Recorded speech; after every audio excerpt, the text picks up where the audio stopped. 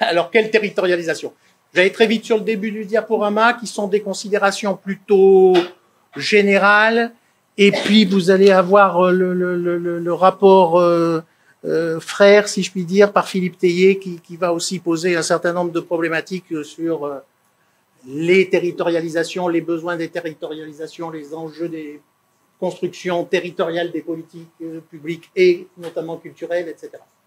Du point de vue archives, je voulais dire deux mots en introduction qui sont que c'est une vraie question et qui est une question ancienne et qui revient régulièrement dans la littérature archivistique. Je voulais quand même aussi dire que, en dépit de ça, et oui, je pensais que ça vous ferait plaisir de voir la Gazette des Archives d'autrefois, avec les Archives nationales, ce qui montre un certain lien qui existait à l'époque. Bref, dire qu'il y a quand même une faiblesse de la réflexion théorique sur le lien au territoire, en dehors des notions de politique publique, enfin sur le principe de territorialité des archives. Fait-il partie, au fond, d'un des principes fondamentaux de l'archivistique ou pas? Là, c'est un extrait de Duchin sur le principe de respect des fonds, qui dit que le principe, alors là, il vise les échanges internationaux de documents, hein, mais que le principe de territorialité, c'est jamais que quelque chose qui va contre le respect des fonds. Mais si vous regardez la littérature archivistique internationale, elle est moins ferme sur ce sujet-là.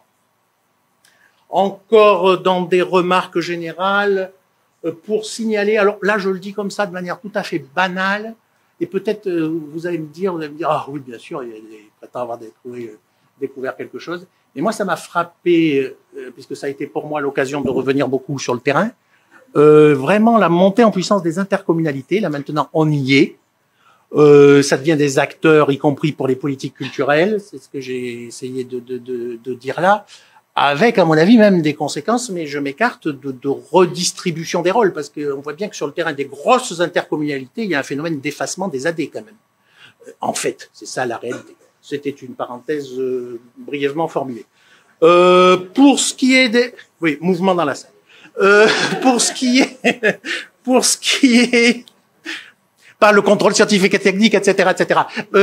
Pour ce qui est du rôle des intercommunalités, est quand même un des leviers des archives qui, même si j'ai dit il y a une classe autour de l'histoire, etc., qui sont histoire, identité locale, etc., etc., ce sont des structures qui sont quand même largement dépourvues de légitimité ancienne, historique, etc., etc., qui ont été découpées.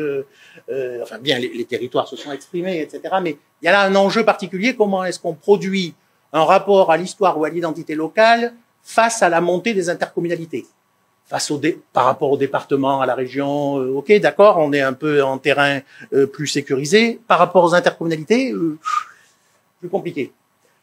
Vous signalez aussi, oh, il y a un décalage, vous signalez aussi donc l'existence de toute une réflexion, mais Philippe Théier fera peut-être allusion, sur le marketing territorial, et en particulier, comme c'est une thèse qui a été soutenue ici à Angers, ce concept d'aménité, et notamment d'aménité culturelle, qui est l'idée que, en fonction de la qualité de vie culturelle, que la qualité de vie culturelle joue un rôle dans la manière dont les gens s'installent sur le territoire, et donc effectivement qu'il y a une dimension d'attractivité de ce point de vue. Alors, rentrons un tout petit peu plus dans le sujet, une des premières questions que je me suis posée, ou aussi parce que le terrain m'y a mené, c'était une question autour de justement, qu'est-ce qu'on fait dans les services de la notion d'identité locale, d'identité régionale, d'identité départementale, etc., etc. Alors, bien sûr, ça dépend des endroits. Je dirais trois choses de manière très synthétique. C'est présent, identité, mais pas tellement. Le mot identité, dans les PSCE, du point de vue lexicographique. Donc là, vous voyez, j'arrive à mettre sur une seule diapositive l'arbre lexicographique autour de identité. Ça veut dire que c'est pas grand-chose. Sinon, il remplirait plusieurs fois l'écran. Sur 504 000 mots qui constituent le corpus, il y a 62 occurrences de identité. Et pour partie, c'est notre identité. Quelle identité? Je n'y reviens pas, on en a parlé tout à l'heure. Une autre partie est sur l'identité du territoire. Bon, c'est présent quand même. Hein, je vous ai mis quelques... Il y a des cas où c'est très marqué, en revanche, mais c'est des cas isolés. un certain nombre d'éléments qui donnent aux AD de tel endroit une identité tout à fait singulière, renforcer, promouvoir et faire rayonner l'identité du département. Voilà, donc, mais on est sur du faible au point de vue quantitatif, on est plutôt sur des cas isolés. On a parfois d'ailleurs des prudences, entre guillemets, l'identité du département. Là, on s'est dit, je fais quand même attention à cette notion. Si je passe là du qualitatif avec à nouveau des verbatims autour de cette notion d'identité, alors moi j'ai constaté, certes dans les deux cas où j'ai pu faire des observations, j'ai constaté des points de vue, il y a quand même un débat. Voilà. Il y a un débat autour de qu'est-ce que c'est l'identité locale pour un service d'archives et de quelle manière il faut s'en emparer d'un point de vue de la territorialisation de l'offre du service. Bien sûr, c'est différent entre AD et AM, là, c'est très clair. Alors là, à gauche, c'est à gauche pour vous, oui. À gauche, c'est des verbatims autour de dire l'identité, pourquoi pas, avec l'idée que ça pourrait peut-être créer un lien, une cohérence entre la collecte, la valorisation, que ça pourrait être porteur du sens qu'on recherche, justement, et de ne pas avoir l'air de dire, tiens, les versements, ils arrivent, pourquoi pas avoir ce dénominateur commun ou cet angle d'attaque, c'est un peu les premiers ensembles ici. À l'inverse, vous avez des réactions évidemment négatives, c'est très subjectif, c'est glissant, ça me gêne, il ne faut pas traverser l'histoire, et puis qu'est-ce que c'est l'identité de tel endroit, hein, l'identité du Maine-et-Loire. Il y en a une, et puis au milieu, évidemment, on va retrouver, parce que c'est quand même aussi le discours, alors plus là, des cadres des services qui disent c'est pas très grave, hein, c'est un mot qui est dans le discours du département, il faut le reprendre parce que voilà, disons plutôt singularité, il faut quand même être un peu stratégique et puis c'est plutôt de la communication qu'autre chose.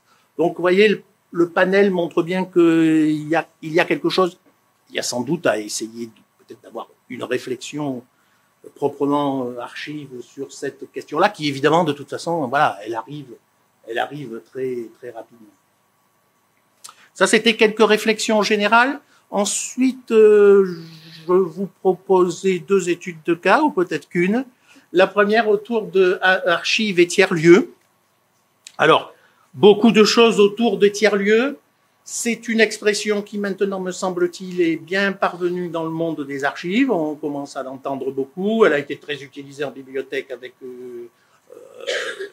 une antériorité chronologique. Alors, il y a 2 aspects. Soit c'est transformer les archives en tiers-lieux.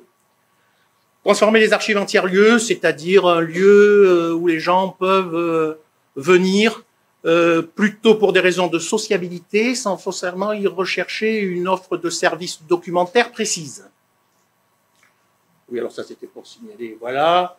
Vous voyez ici, je vous ai mis quelques extraits. On met des tables, un espace, ce serait très basique, mais ça pourrait être un tiers-lieu. Alors ça, on n'a pas tellement étudié ça, parce que moi, j'y crois pas trop. Alors là, voilà, parce que la notion de tiers-lieu, il y a quand même une notion de fabrique de la ville. Donc, un tiers-lieu, il est dans une partie de la ville où les gens peuvent dire, tiens, je vais y aller pour de la sociabilité et de l'offre informelle entre le lieu de travail et le lieu d'habitation. Et la géographie d'implantation urbaine, ensuite, la topographie des archives, ça colle pas forcément. Maintenant, ça, c'est un point de vue, il peut être contredit.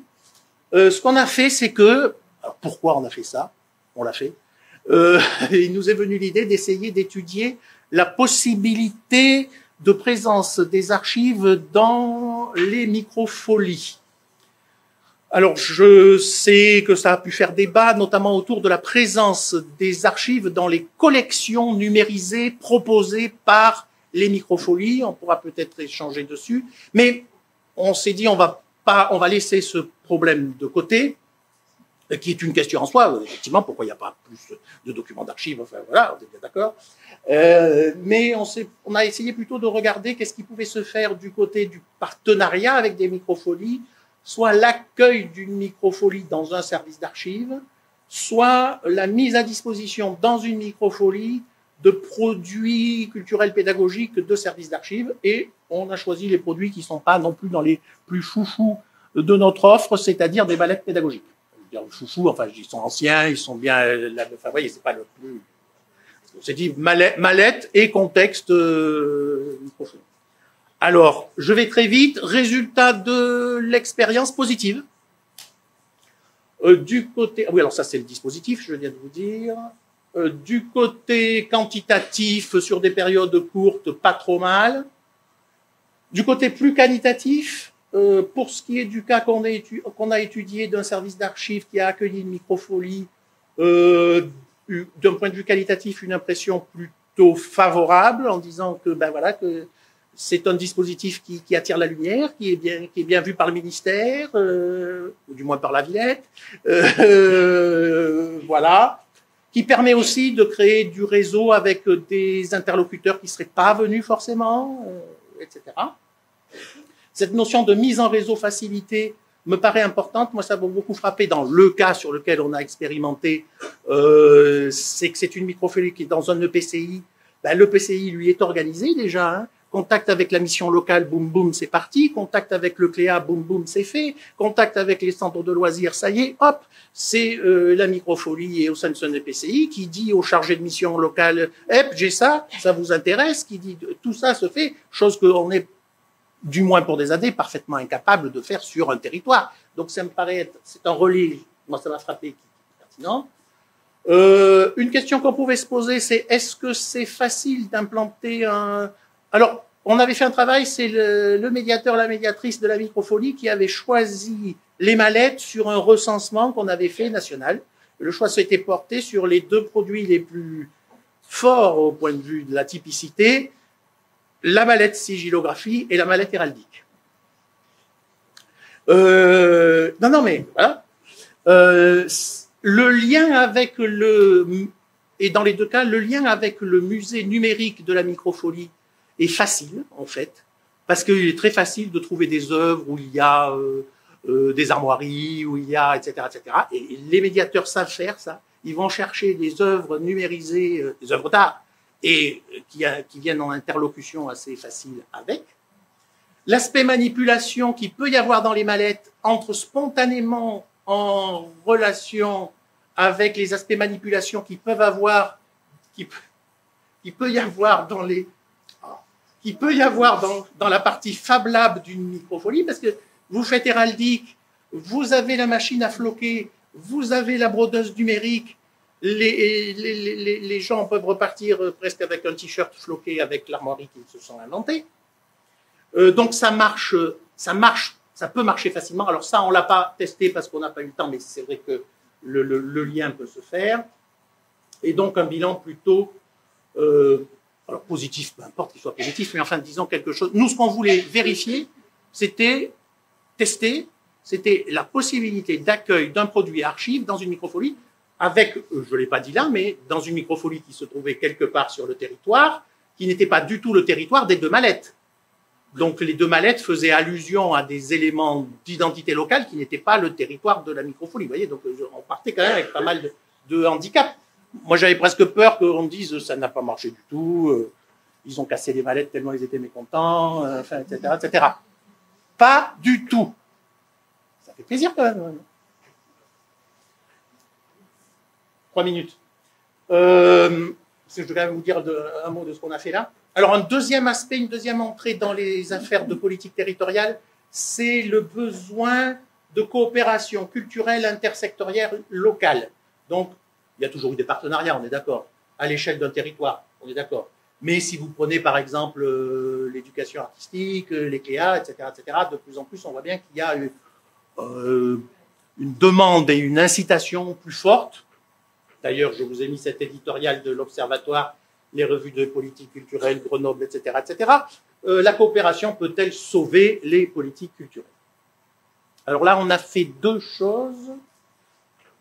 Premièrement, on est reparti, ou trois choses, on est reparti de l'analyse outillée du discours dans les PSCE, évidemment ce qui a pu se faire dans les observations des fabriques de PSCE, et puis alors on s'est lancé dans quelque chose qui a été plus ou moins concluant, tarte à la crème peut-être une nouvelle fois, on s'est dit tiens on va sur un territoire donné, dans une ville donnée, une grande ville, où il y a beaucoup d'acteurs culturels, on va interroger on va pas fait tous, mais on va essayer d'interroger un peu systématiquement les responsables d'institutions culturelles qui sont sur le territoire et qui sont ou ne sont pas en partenariat ou en relation avec les archives. En leur disant, pour vous, les archives, c'est quoi? Est-ce que vous avez des habitudes de travail avec eux? Et pourquoi pas? Dites-moi donc pourquoi non, si je puis dire. Ou pourquoi ça se fait pas, etc. Pour essayer de comprendre ce qui était du domaine des représentations, des logiques institutionnelles, des logiques d'organigramme, des réseaux, des structurations justement existantes du territoire ou pas. Enfin bon, voilà. Donc de voir un peu des deux côtés. Je dirais que du côté des archivistes, le partenariat, lui, est bien identifié comme une nécessité et comme un besoin, etc. Du côté des archivistes, pardonnez-moi ces formulations hâtives, mais c'est plutôt en recherche de partenariat. Si vous reprenez l'analyse quantitative, vous voyez que vous avez 957 là, occurrences de partenaires, partenarial, etc., etc. Tout à l'heure, identité 62, vous voyez. On n'est pas du tout dans le même, voilà. Et là, vous voyez l'arbre à quoi il ressemble par rapport à tout à l'heure. C'est une œuvre d'art. Donc, on peut se balader dedans. Je passe. Je passe aussi. Voilà. Alors, du côté du discours PSCE, entretien, observation, vous avez bien compris que c'est à chaque fois un peu les trois méthodes qui sont mêlées. Plutôt identification du besoin de partenariat chez les archivistes, sentiment d'une difficulté et sentiment d'être souvent réduit à un lieu ressource. Ils nous utilisent, les collègues, pour leurs expositions parce qu'ils ont besoin de quelques éléments, etc., etc. Alors c'est plus ou moins violent parce qu'il peut y avoir des lieux où il y a des frictions, où il y a des enjeux de territoire, je veux dire là des enjeux de territoire professionnel ou de périmètre professionnel. Un partenariat, c'est la main dans la main, c'est pas la main dans la poche. Donc là, c'est le service d'archives qui a le sentiment qu'on lui prend des choses, mais qu'il n'y a pas de construction de partenariat. Du côté, alors là, je vous présente quand même, hein, je vais pas aller vite. Du côté des partenaires, je suis obligé de dire, alors c'est un cas, c'est 6 entretiens, etc., etc. Persistance de représentation un peu négative ou de méconnaissance, enfin quand même là aussi qui sont, faut les acter quoi. Alors représentation ou hésitation. Donc dans ce lieu en question, j'ai interrogé la bibliothèque, le musée des Beaux-Arts, un musée plutôt d'histoire ou de société, un centre d'art contemporain, le service culturel de l'université. Et après, objectivement, tiens, je vais le dire, là, au point de vue méthodologie, je me suis arrêté parce que des fois, quand c'est vraiment tout dans le même sens, les entretiens, on se dit, bon, ben, d'ailleurs, j'ai compris, quoi. C'est peut-être pas la peine de... Qu'est-ce que j'ai compris? Ben, est-ce que les archives sont un service culturel? Donc là, c'est eux qui parlent de nous. Pas vraiment. Pas vraiment. Je dirais plutôt patrimoine, je dirais plutôt support. J'ai d'ailleurs vu des archives dans ma vie qui étaient rattachées aux directions juridiques et de moyens généraux. Et des archivistes qui s'en trouvaient bien éventuellement. Mais bon. Des services qui sont suspectés d'avoir une relation pas forcément très intense ou très moderne à leur public. Des services avec lesquels on imagine assez mal les relations directes, c'est-à-dire qu'on ne les imagine que médiatisées par quelque chose. Soit c'est une recherche scientifique, soit par un interlocuteur. Il y a même quelqu'un qui m'a dit « Ah oui, je me souviens, à tel endroit, c'était un autre endroit. On a travaillé avec Philippe Artière. » Et lui, typiquement, il travaille aussi avec des plasticiens. Donc, ce charmant collègue donc jouait le rôle d'intermédiaire entre l'institution culturelle, a joué le rôle d'intermédiaire presque entre l'institution culturelle et le service d'archives, parce que lui, il avait visiblement une dimension, connaît les plasticiens.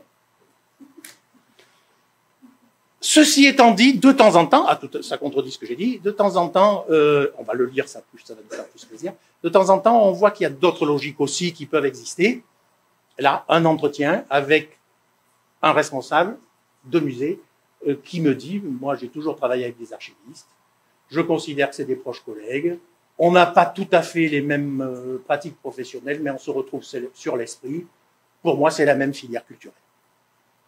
Donc, voilà, mais la prédominance du reste était quand même assez prégnante. J'ai terminé.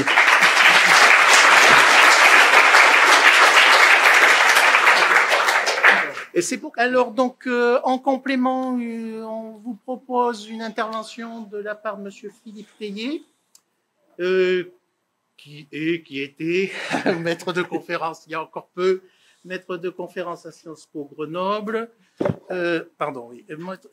membre de l'UMR Pacte, qui est un laboratoire transdisciplinaire en sciences sociales, et qui justement a beaucoup étudié et publié autour de la question disons pour résumer, de la territorialisation des politiques culturelles, et en particulier en direction de ce qui sera un des ateliers de l'après-midi, les projets culturels de territoire. Donc je pense que c'est intéressant en contrepoint de l'entendre. Donc, nous sommes heureux de t'avoir, merci. Bien, merci beaucoup pour l'invitation qui me donne l'occasion de revenir sur les lieux du crime, puisque j'ai été étudiant ici, ça a été aussi mon premier poste à la fac de droit il y a quelques années, et j'avais commencé aussi d'ailleurs l'enseignement des politiques culturelles dans la formation en archivistique que dirigeait à l'époque Valérie Poinsotte, voilà, à qui je pense aujourd'hui. Alors, je vais un peu me décaler par rapport à vos travaux de ce matin, puisque j'ai beaucoup entendu parler de services. J'ai parlé plus de politique publique de la culture, bien sûr, donc de leur transformation et de la place que les archives peuvent y occuper. Et je vais essayer aussi d'intégrer les questions territoriales dans des réflexions plus générales sur les politiques culturelles, leur transformation, qui me conduiront à parler également de droit culturel et de transition. Donc je vais faire ça pas tout à fait dans l'ordre qui apparaît dans l'intitulé de mon intervention, mais presque. Alors, c'est vrai que les politiques culturelles se sont beaucoup transformées. Elles ont connu des transformations plutôt, disons, internes par des évolutions de leur périmètre avec l'intégration de nouveaux domaines d'intervention, ce qui aussi a conduit à diversifier les acteurs des politiques culturelles, de plus en plus donc diversifiés, voire parfois un peu antagonistes les uns par rapport aux autres, et ce qui a conduit également aussi à diversifier les paradigmes des politiques culturelles, puisque on a fini par parler à une époque de démocratisation culturelle, puis de démocratie culturelle, puis de développement culturel, puis d'économie culturelle et créative, puis de droit culturel. Et tous ces paradigmes s'empilant ne se chassent pas les uns les autres, finissent par se croiser, s'articuler, non sans difficulté. Il suffit de regarder le décret définissant les missions de la ministre de la Culture aujourd'hui. On trouve un peu de tout ça au fur et à mesure. Il n'y a jamais eu vraiment de grand toilettage. Et donc, ça conduit à rendre ces politiques assez difficiles à cerner, assez peu lisibles. Et surtout, il y a eu une évolution des modes de coopération qui produisent ces politiques culturelles. Évolution qui a fait que, si on remonte simplement aux années 60, c'était l'État qui jouait un rôle de leader en la matière et qui invitait simplement les collectivités territoriales à abonder le projet que l'État, le ministère, avait plus ou moins clairement dans le discours malrussien défini. Mais le rôle de coopération était un rôle de coopération très dominé par l'État. Dans les années 80-90, on voit très bien comment les choses évoluent. Les collectivités territoriales montent en puissance, l'État central lui-même s'affaiblit, et on voit donc des coopérations qui se construisent autour des politiques culturelles des grandes villes essentiellement, rassemblant différents acteurs publics et privés au bénéfice d'une stratégie de développement territorial avec des dimensions culturelles. Et aujourd'hui, on voit apparaître de nouvelles formes de coopération. Alors, je n'ai pas dit que je suis le président de l'association qui gère le Shabada à Angers, scène de musique actuelle, et je rentre un petit peu dans ce que je vais décrire ici. Autre forme de coopération, c'est quand des collectifs apparaissent et sont porteurs soit d'un champ artistique, soit de problématiques autour d'un lieu, d'un équipement, d'un territoire éventuellement, et viennent porter donc un projet auprès des collectivités territoriales en espérant qu'elles vont le soutenir et donc qu'elles vont coopérer à leur projet. En fait, donc les choses sont en train de s'inverser. Et bien sûr, tout ça coexiste aujourd'hui, donc ces différentes formes de coopération, là aussi, ne se sont pas chassées les unes les autres. Alors, il me semble qu'aujourd'hui, les transformations des politiques culturelles sont d'une toute autre nature. C'est moins une question, au fond, de gouvernance de ces politiques ou de périmètre ou de domaine et de hiérarchie entre ceux-ci.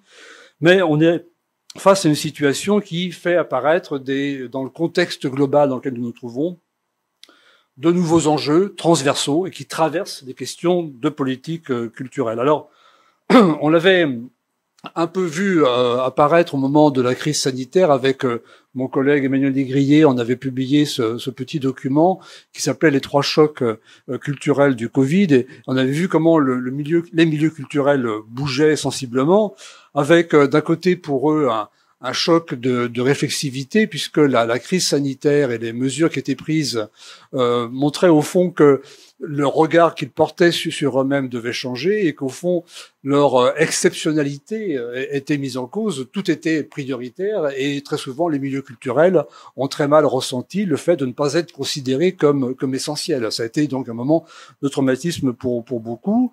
Choc d'inventivité aussi, parce que dans ce nouveau contexte inédit, il fallait inventer des solutions inédites pour continuer encore à agir. Et choc herméneutique, alors qui est peut-être le plus intéressant pour nous, qui était celui conduisant non pas à s'interroger sur soi-même, mais à s'interroger sur le sens de l'action à laquelle les uns et les autres contribuaient, le sens des politiques culturelles. Alors les débats existaient déjà, mais dans ce cadre-là, plus particulièrement, cette question était posée. Alors, à la fin de la crise, quand donc tout le monde s'est remis au travail, beaucoup de professionnels ont espéré se remettre en activité, leur équipement, leur événement, et répondre à un appétit qu'on espérait retrouver de leur public. Alors j'aurais à revenir sur le fait qu'on parle beaucoup de public depuis ce matin, je le ferai tout à l'heure, mais on a vu aussi des professionnels s'interroger sur le sens de leur action et bifurquer, quitter ces professions pour d'autres activités dans lesquelles ils ou elles trouvaient plus de sens. Alors j'ai cité ici Bruno Latour parce qu'il est celui qui a le mieux compris, je crois, l'articulation entre ce qu'on avait vécu pendant la crise sanitaire et ce que l'on a devant nous ou dans quoi on est déjà pris, qui est donc cette mutation écologique durable et irréversible. Enfin, le fait que nous n'avons plus les ressources suffisantes pour continuer à vivre et à fonctionner comme avant. Et donc ça invite au fond à transformer considérablement l'ensemble des actions publiques, y compris bien sûr celles à caractère culturel. D'autant plus qu'on ressent de plus en plus précisément, fortement les effets du changement ou du dérèglement climatique et qu'on a ajouté à ça parallèlement les effets de la guerre en Ukraine, donc les effets sur nos économies, les effets sur le coût de l'énergie, et puis on a vu arriver plus récemment encore de nouvelles inquiétudes sur la dette française, sur les mesures qu'on annonce pour y faire face.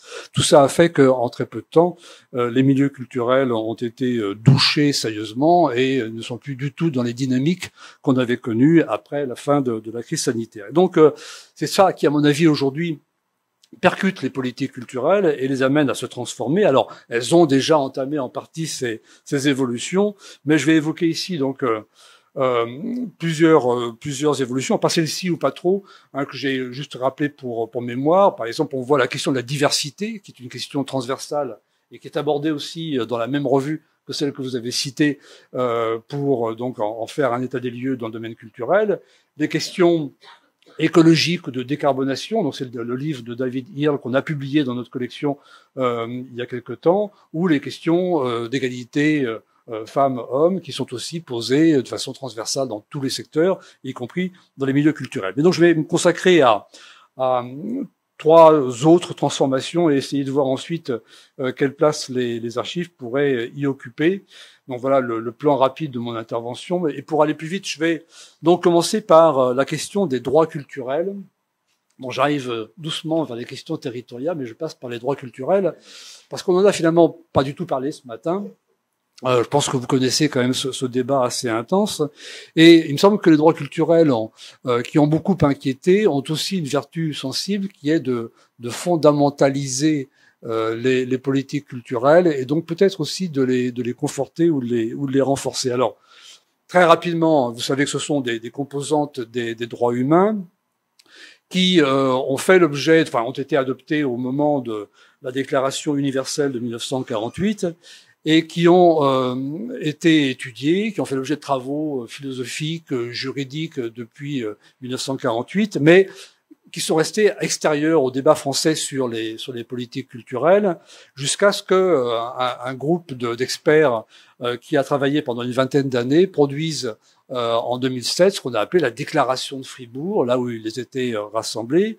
déclaration donc qui rassemble les droits culturels dans un document unique qui n'a pas de valeur juridique lui-même, mais qui simplement permet donc d'avoir un texte de synthèse de droits culturels dispersés dans différents instruments juridiques. Et après 2007, donc des milieux culturels, des organisations se sont saisis de cette déclaration pour plaider pour d'autres politiques culturelles que celles que l'on connaissait auparavant, donc pour les transformer. Alors ça a connu quand même une forme de consécration, mais purement législative. Je pense que là aussi vous savez, la loi NOTRe en 2015.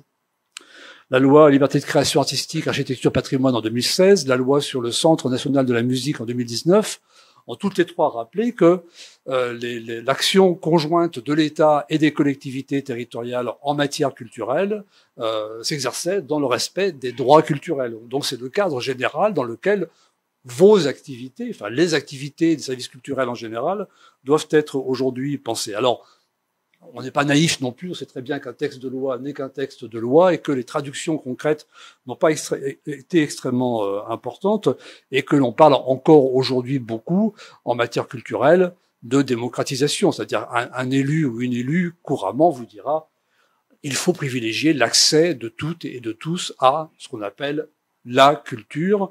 Donc on en reste à ce paradigme-là. C'est pas que les droits culturels sont contradictoires ou orthogonaux à ce paradigme, mais c'est beaucoup plus large puisque l'enjeu c'est le droit de participer à la vie culturelle. Donc c'est pas tout à fait la même chose et bon, éventuellement on pourra y revenir. Alors surtout, ce qui me paraît intéressant ici, c'est que ces droits, dans une période où à la fois les politiques culturelles dans leurs orientations sont contestées par certaines forces politiques, j'en parlerai un peu plus loin, et le moment où aussi, pour des raisons budgétaires, leurs moyens sont mis en question, on a avec les droits culturels quelque chose qui permet de dire que comme ce sont des droits humains, les pouvoirs publics ont l'obligation de les respecter, d'assurer donc des moyens nécessaires au respect de ces droits, ce qui peut quand même conforter, au moins symboliquement, les politiques culturelles. En tout cas, elles seraient encore beaucoup plus fragiles si elles n'étaient pas appuyées sur ces droits fondamentaux. Et puis, bon, je rajoute que les droits culturels sont des droits des personnes, toute personne, dit ce texte. Donc ça décale complètement la façon de penser des milieux culturels qui ont souvent pensé par rapport aux œuvres, par rapport au patrimoine. Et là, on pense par rapport aux personnes qui ont des droits. Et du coup, c'est ce qui amène assez logiquement à des dialogues avec les personnes quand on mène des politiques basées sur ces droits culturels, dialogue avec les personnes et donc pas avec les usagers, pas avec des gens qu'on définit que comme usagers ou que comme public d'une institution, mais comme des personnes qui ont des qualités beaucoup plus diverses, mais qui peuvent être effectivement amenées à être des contributeurs ou contributrices de ces politiques culturelles qui vont être construites avec elles. Donc on va faire avec ces personnes dans le cadre d'une action pensée en termes de droits culturels, et non pas on va faire pour ces personnes. Et donc toutes ces démarches que vous évoquez, démarches usagées, peuvent trouver dans les droits culturels des fondements aussi plus importants et être consolidés comme de véritables obligations pour les services publics de penser, d'évoluer, de se transformer en ce sens. Alors j'ajoute pour terminer sur ce point que la référence aux droits culturels ne concerne pas uniquement les services culturels. Et il y a eu une expérience, alors c'est peut-être pas très lisible ici, mais le terme typologie est un bilan d'une expérience appelée Paideia, qui a été montée par Réseau Culture 21 et Fribourg, donc le groupe de Fribourg, pour travailler avec une dizaine de départements sur la mise en œuvre des droits culturels ou le respect des droits culturels dans le cadre de leur politique publique. Et on a très bien vu que ça ne pouvait pas concerner que les services culturels des départements, mais également les services sociaux, les services relatifs à la santé, au social, donc à la jeunesse, etc. Et que par conséquent, les droits culturels permettaient au fond cette coopération que vous évoquiez à l'instant, mais pas dans une initiative de service, mais simplement dans une réflexion sur ce que sont les besoins des personnes et comment les services peuvent être attentifs aux besoins de ces personnes. Et puis donc il y a dans les droits culturels un droit essentiel qui est le droit de participer à la définition des politiques culturelles, et donc c'est ce qui m'amène maintenant à parler des questions d'échelle territoriale et de penser et d'agir en transversal à l'échelle territoriale pour évoquer les projets culturels de territoire. Alors c'est une expression projet culturel de territoire qui circule beaucoup aujourd'hui. Il y a beaucoup de travaux à leur sujet.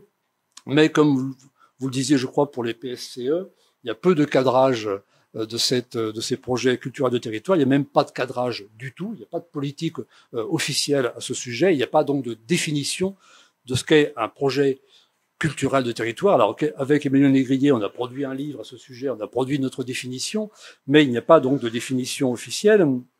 Et un PSCE pourrait figurer déjà comme un élément d'un projet culturel de territoire. En tout cas, ça pourrait être le cas.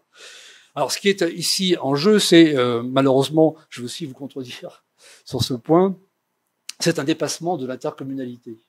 C'est-à-dire que l'intercommunalité, elle a connu un grand succès, mais elle est extrêmement rigide. Ces mécanismes de transfert de compétences entre les communes et l'intercommunalité ont produit des choses, mais ont produit aussi beaucoup de blocages, beaucoup de tensions politiques. Et au fond, les projets culturels de territoire sont nés du fait qu'on a pu dire à un moment, quelles que soient les compétences qui sont restées au niveau communal, quelles que soient les compétences qui ont été transférées au niveau intercommunal, quelles que soient les compétences qu'exerce ou que n'exerce pas le département, la région, l'État dans un territoire, toutes ces collectivités publiques peuvent se rassembler, mettre en commun leurs compétences et travailler sur un diagnostic du territoire et l'élaboration d'un projet culturel pour ce territoire-là.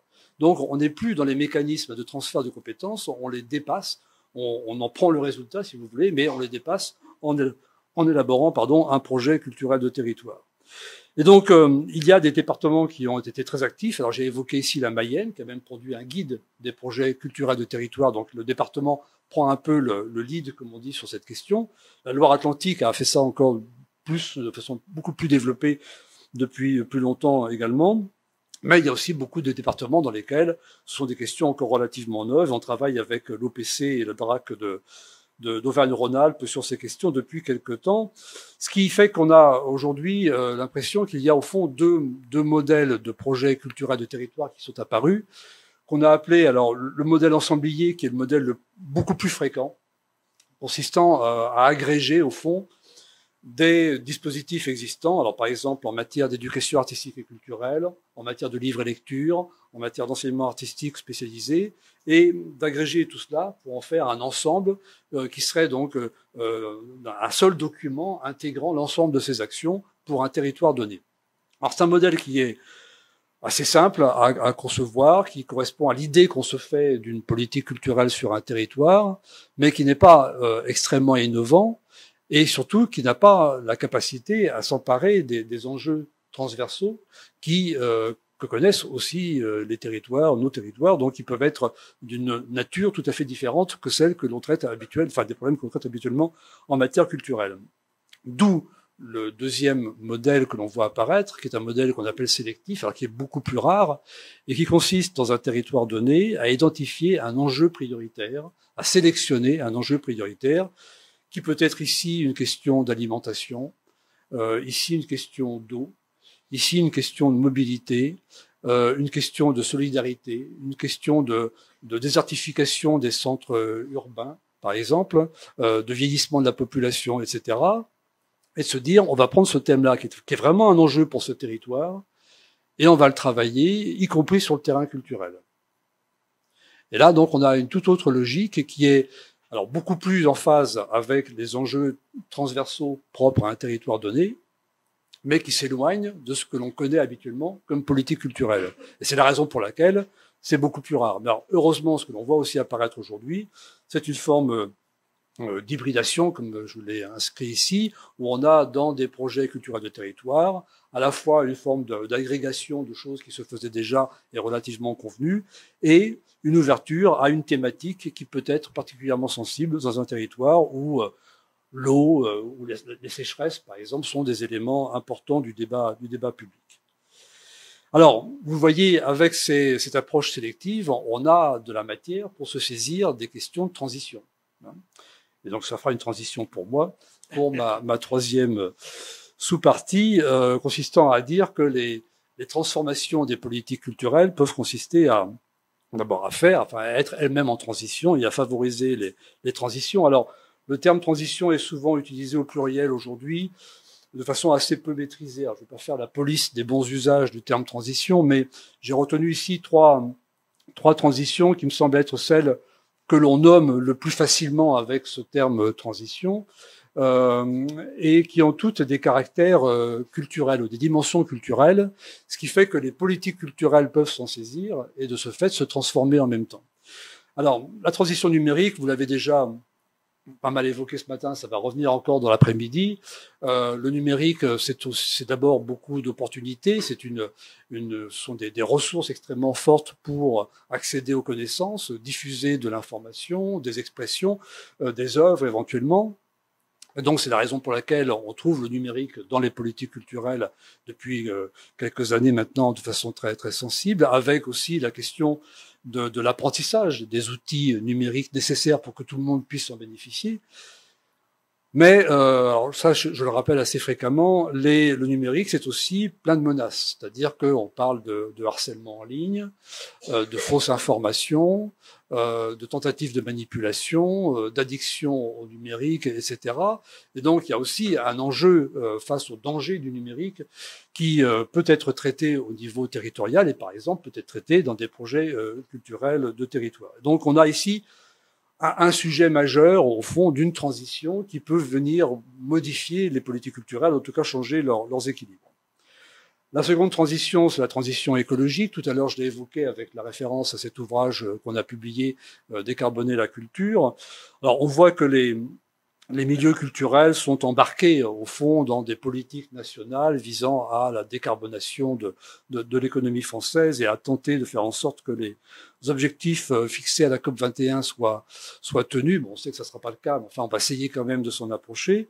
Et donc, le secteur culturel entame sa décarbonation plus ou moins hâtivement, de façon plus ou moins efficace, mais a pris conscience qu'il ne pouvait pas, lui, s'exonérer de cette responsabilité. Mais il me semble aussi qu'il y a une autre politique, alors qui est souvent peu évoquée à ce sujet, consistant à dire que la responsabilité du secteur culturel n'est pas que pour lui-même, n'est pas que pour se décarboner lui-même.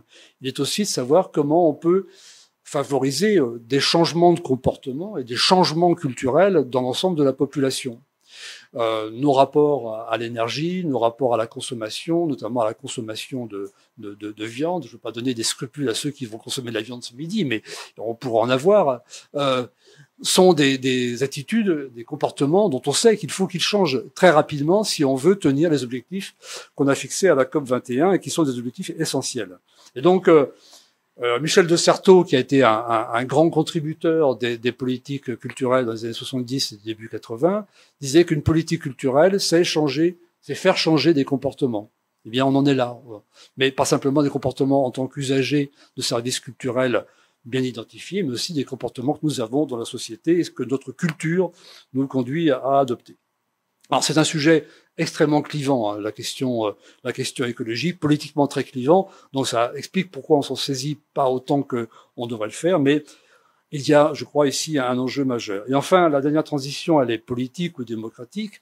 Alors, on a parlé de transition politique ou démocratique à l'époque où il s'agissait d'évoquer des passages de régimes autoritaires vers des régimes démocratiques. Il ne vous a pas échappé que ce qu'on connaît en ce moment, c'est un peu l'inverse. C'est une transition dans l'autre sens. C'est-à-dire qu'il y a moins de régimes démocratiques que par le passé, et on voit des régimes démocratiques prendre des tournures un peu autoritaires, alors plus ou moins marquées suivant les cas. Donc vous connaissez la situation des États-Unis, c'est quand même pas une situation qui devrait être oubliée. Enfin, constamment, nous devrions penser que ce grand pays qui a assuré notre protection est en train de verser dans un populisme assez inquiétant. Donc il y a ici quelque chose qui percute les politiques culturelles dans la mesure où, d'abord, tous ces mouvements qui sont en train de se développer font des questions culturelles un terrain de prédilection. Et par ailleurs, les politiques culturelles ont une longue histoire qui les associe au développement des démocraties. Donc les démocraties étant en difficulté, en danger, fragilisées aujourd'hui, est-ce qu'on n'est pas en train de fragiliser les politiques culturelles et de les voir se transformer dans des politiques culturelles qu'on a connues dans des régimes autoritaires, qui sont d'une toute autre nature, bien sûr, où on parle justement, et j'y reviens, d'identité. Beaucoup d'identité. Alors peut-être que dans le cas où on l'emploie, dans différents documents que vous avez cités, il n'y avait pas forcément tous ces dangers à vérifier. à vérifier. Le terme identité et identitaire peut être donc interrogé, et ça peut être intéressant de voir comment, avec des archives, on peut interroger justement ce qu'on croit être une identité territoriale.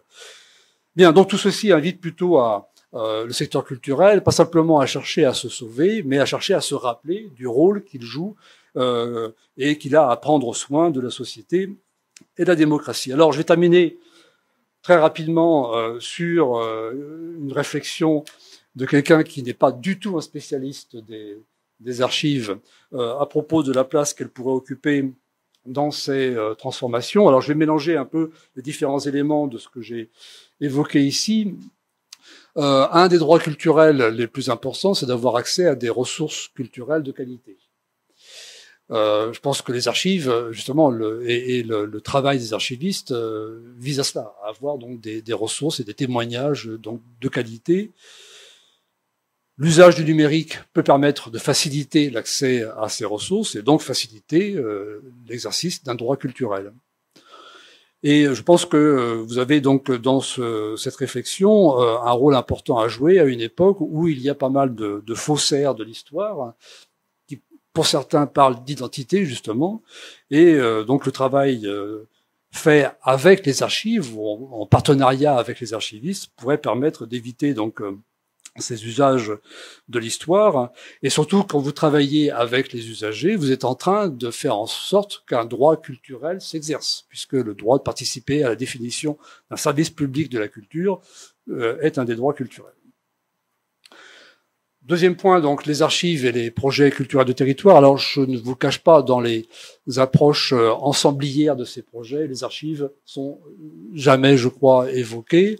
Par contre, dans les approches sélectives, qui sont celles que nous tentons de défendre, on pourrait éventuellement trouver un rôle important pour les archives dans la mesure où l'enjeu d'un territoire, l'enjeu majeur qui serait saisi dans un projet culturel, j'ai évoqué les questions de l'eau, les questions d'alimentation, les questions d'histoire de l'agriculture, de l'industrie, etc. Là, les archives pourraient contribuer à faire le point sur cet enjeu territorial, à en reconstruire l'histoire, bien sûr avec des historiens, des chercheurs, des professionnels ou amateurs, et contribuer donc à, notamment sur les enjeux écologiques qui sont, je l'ai dit, extrêmement clivants, de ne pas continuer à s'opposer des visions plus ou moins fondées de l'histoire, mais de travailler sur des pièces, sur des documents, et donc de nourrir un débat public sur des enjeux écologiques propres à un territoire d'une façon qui soit pertinente et qui puisse être un beau projet culturel de territoire. Puis enfin, en termes de vie démocratique, un des enjeux importants de nos démocraties aujourd'hui, et une des sources de leur fragilisation, c'est la faible qualité du débat public, le problème des informations, des fausses informations, et là encore, pour à peu près les mêmes raisons, les archives peuvent jouer un rôle essentiel quand il faut garantir l'information des citoyens lorsqu'ils ont des choix à faire ou garantir l'information des décideurs publics lorsque des choix collectifs sont à faire. On peut s'appuyer alors notamment sur les archives pour faire en sorte donc que ces choix soient fondés et de la meilleure qualité que l'on puisse espérer. Donc voilà, nous sommes arrivés à un temps de changement, comme le disait Bob Dylan, mais en tout cas, les politiques culturelles, me semble-t-il, sont amenées à se transformer très rapidement si elles veulent toujours avoir un sens et jouer un rôle au sein des sociétés contemporaines. Merci.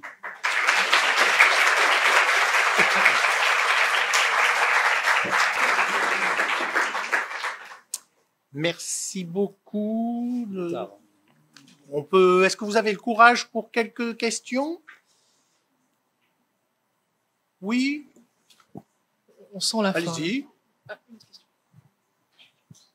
Sinon, j'en pose une malgré tout.